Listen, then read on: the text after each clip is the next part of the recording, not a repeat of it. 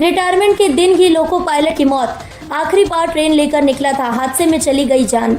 1 अप्रैल को ही मृतक loco pilot Gangeshwar मल रिटायर होने वाले थे। रिटायरमेंट के दिन वह ललमटिया से कोयला लोड कर पश्चिम बंगाल के फर्रक्का एनटीपीसी मालगाड़ी लेकर जा रहे थे। झारखंड के साहिबगंज जिला अंतर्गत बरहट के सोना जोड़ी के पास से लूप लाइन पर पहले से खड़ी एक मालगाड़ी से सीधी टक्कर हो गई, जिसमें उनकी जान चली गई। बीते 1 अप्रैल को झारखंड के साहिबगंज जिला अंतर्गत बरहेट थाना क्षेत्र के भोगनाडीही एनटीपीसी फाटक के पास 2 मालगाड़ियों में भीषण टक्कर हुई थी। टक्कर के बाद मालगाड़ी के इंजन में लगी आग की चपेट में आकर रेलवे के दोनों लोको पायलट की दर्दनाक मौत हो गई थी। दोनों लोको पायलट की पहचान पश्चिम बंगाल के मुर्शिदाबाद के रहने वाले गंगेश्वर मल और झारखंड के बोकारो जिला के सेक्टर 9 के रहने वाले अंबुज महतो के रूप में की गई थी। पहली बार झारखंड और बिहार के लिए शुरू हो रही हेलीकॉप्टर सेवा, जानिए किराया और सुविधाएं। महानगरों की तर्ज पर अब झारखंड में भी निजी हेलीकॉप्टर सेवा की शुरुआत होगी। खास बात यह है कि इसका संचालन भी राज्य के युवा और उत्साही उद्यमी करेंगे। इसका दायरा झारखंड समेत पड़ोसी बिहार होगा। इन दोनों राज्यों के किसी भी स्थान के लिए सीधे रांची से हेलीकॉप्टर बुक किया जा सकेगा। हेलीकॉप्टर के लिए प्रति घंटे की दर भी न्यूनतम निर्धारित होगी, ताकि महानगरों की हेलीकॉप्टर सर्विस के मुकाबले राज्य के निजी क्षेत्र में उड्डयन व्यवसाय को विकसित किया जा सकेगा।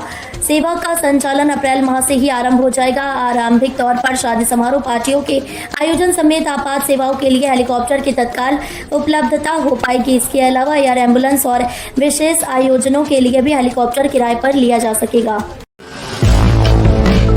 कार्बन फ्री बिहार बनाना है, जलवायु परिवर्तन से निपटने के लिए मास्टर प्लान तैयार। सीएम नीतीश कुमार जलवायु परिवर्तन से निपटने और प्राकृतिक संसाधनों के संरक्षण के लिए बिहार सरकार ने अभियान शुरू किया है।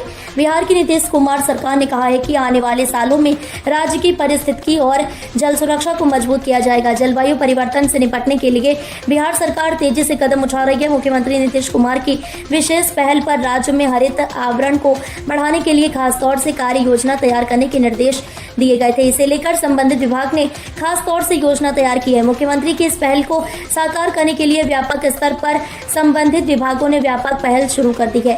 ग्रामीण विकास विभाग के स्तर से जल जीवन हरियाली योजना संचालित की जा रही है, जिसके तहत जल संरक्षण और हरियाली बढ़ाने पर जोर दिया जा रहा है। नीतीश सरकार करेगी 37,000 पदों पर भर्ती। बीपीएससी और बीटीएससी जल्द जारी करेगा नोटिफिकेशन।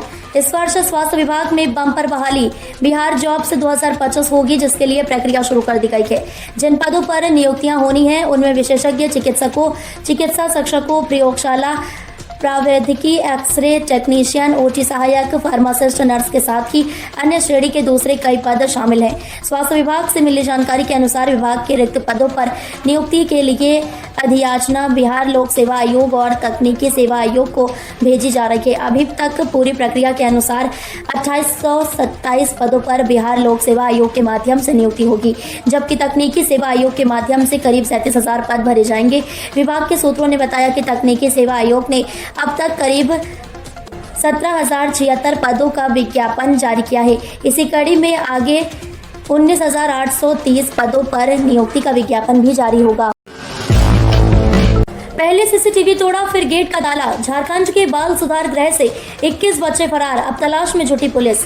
पश्चिमी सिंहभूम के बाल सुधार गृह से 21 बच्चों के फरार होने की घटना ने झारखंड की बाल कल्याण व्यवस्था पर सवाल खड़े कर दिए हैं। मारपीट और तोड़फोड़ के बाद बच्चे भाग निकले। हालांकि कुछ बच्चे वापस आ गए हैं, लेकिन बाकी की तलाश जारी है। झारखंड के पश्चिमी सिंहभूम में बाल सुधार गृह से 21 बच्चे फरार हो गए। उन्होंने बाल सुधार गृह में जमकर उत्पात मचाया। पहले उनके बीच आपस में मारपीट हुई, फिर उन्होंने बच्चों को रोकने का प्रयास कर रहे सुरक्षा कर्मियों पर भी हमला कर दिया। वहीं रखी कुर्सियां और सीसीटीवी कैमरे तोड़ दिए। बच्चे यही नहीं रुके, उन्होंने बंदी गृह के गेट का ताला भी तोड़ दिया। 21 बच्चे वहां से फरार हो गए। फरार बच्चों में से 3 के अभिभावक उन्हें बंदी गृह छोड़ गए। वहीं एक बच्चे को पुलिस ने पकड़ा। घटना से हड़कंप मच गया। बिहार में बीजेपी से मुकाबले को तैयार कांग्रेस। हिंदुत्व के जवाब में राहुल गांधी की नई रणनीति। बिहार में कांग्रेस ने बीजेपी को टक्कर देने के लिए मंडल कमंडल राजनीति की तर्ज पर बड़ा दांव खेला है। राहुल गांधी ने हिंदुत्व के खिलाफ नई रणनीति अपनाते हुए बिहार में कांग्रेस संगठन में बड़ा बदलाव किया है। इस कड़ी में कांग्रेस ने 40 जिलों के नए जिलाध्यक्षों की सूची जारी कर दी है, जिसमें जातिगत समीकरणों का खास ध्यान रखा गया है।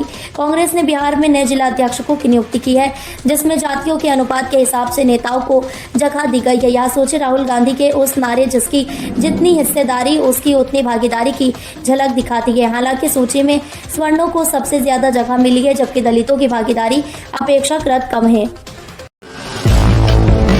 झारखंड में आज फिर से तूफान और बारिश का अलर्ट, रांची समेत 10 जिलों पर होगा असर। बुधवार को जहां राजधानी रांची में आंशिक बादल छाए रहे, तो दूसरी ओर गुरुवार को राजधानी रांची समेत राज्य के 10 जिलों में तेज बारिश और आंधी चलने की संभावना है, जिसके बाद लगातार बढ़ रहे तापमान से थोड़ी राहत मिलेगी। मौसम विज्ञान केंद्र रांची ने भी जारी पूर्वानुमान में बताया है कि अगले 2 दिनों के दौरान अधिकतम तापमान में 2 से 3 डिग्री सेल्सियस की गिरावट हो सकती है। इसके बाद 5, 6 व 7 अप्रैल को तापमान में 3 से 4 डिग्री सेल्सियस की बढ़ोतरी होगी। राज्य के निकटवर्ती मध्य भाग रांची, रामगढ़, हजारीबाग, गुमला, बोकारो और खूंटी के अलावा दक्षिणी हिस्से, पूर्वी व पश्चिमी सिंहभूम, सिमडेगा और सरायकेला खरसावा में 40 से 50 किलोमीटर की रफ्तार से तेज हवा बहने की संभावना है। साथ ही बिजली गिरने को लेकर ऑरेंज अलर्ट जारी किया गया है।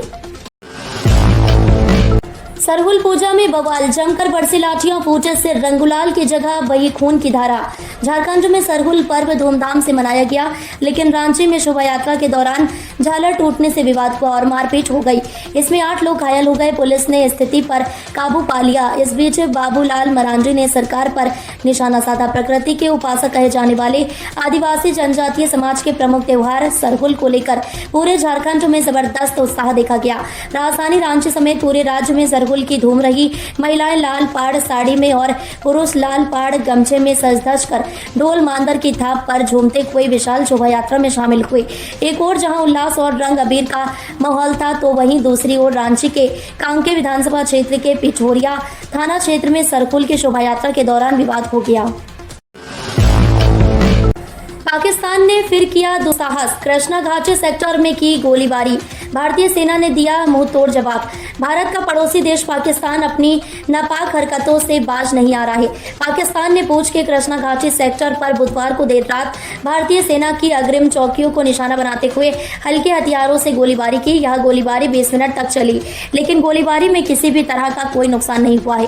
पाकिस्तान अपने नापाक मंसूबों से बाज नहीं आ रहा है। फिर एक बार पाकिस्तान ने दुस्साहस करने की कोशिश की है। सूत्रों के मुताबिक पाकिस्तानी सेना ने एक बार फिर से बुधवार देर रात को पूंछ के कृष्णा घाटी सेक्टर में भारतीय सेना की अग्रिम चौकियों को निशाना बनाते हुए हल्के हथियारों से गोलीबारी की। पाकिस्तान सेना के इस दुस्साहस पर भारतीय सेना ने भी पाक सेना को एक बार फिर मुंहतोड़ जवाब दिया है। सिराज ने बेंगलुरु से लिया इंतकाम, गुजरात ने घर में घुसकर छुड़ाए छक्के। आईपीएल 2025 की जोरदार शुरुआत करने वाली रॉयल चैलेंजर्स बेंगलुरु को पहली हार का सामना करना पड़ा है। कोलकाता और चेन्नई जैसे मैदानों पर लगातार 2 मैच जीतने वाली बेंगलुरु को ये हार अपने की घर एम चित्तस्वामी स्टेडियम में मिली है, जहां टीम का इस सीजन में ये पहला की मैच था। बुधवार 2 अप्रैल को खेले गए इस सीजन के 14वें मैच में शुभमन गिल की कप्तानी वाली गुजरात टाइटंस ने बेंगलुरु को बिना किसी परेशानी के 8 विकेट से हरा दिया। खास बात यह है कि गुजरात की इस जीत के स्टार तेज गेंदबाज मोहम्मद सिराज साबित हुए, जिन्हें इस सीजन से पहले लगातार 7 साल तक आरसीबी का ही हिस्सा थे।